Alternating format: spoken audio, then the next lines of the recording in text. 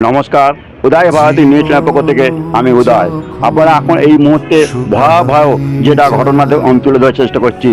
এখানে দামোদর নদীর জল প্রচণ্ড হারে বৃদ্ধি পেয়েছে, যার ফলে গোটা চর পুরো ডুবে গেছে। চাষবাসীরা চাষবাস করতে পারছে না এবং এখানকার স্থানীয় যে দোকানদানিগুলো রয়েছে দামোদর নদী সংলগ্ন, সেই সংলগ্নে সেই দোকানের পিছনের দিকে নদীর জল কিন্তু ক্রমশ আস্তে আস্তে প্রবেশ করছে।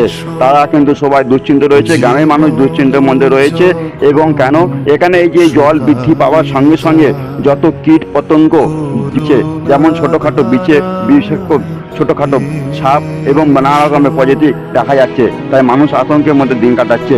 এখন জল দেখা পরিস্থিতি নজর রাখবে আমাদের এদিকেই, যে দামোদর নদীর জলের পরিস্থিতি কতটা বৃদ্ধি পায় এবং মানুষ কতটা সচেতনভাবে ঘোরাফেরা করে। হয়তো মাধবপুর গ্রামে তো হয়তো বা আমাদের এদিকে হয়তো সেইভাবে বন্যা পরিস্থিতি তৈরি হয় না, বন্যা পরিস্থিতি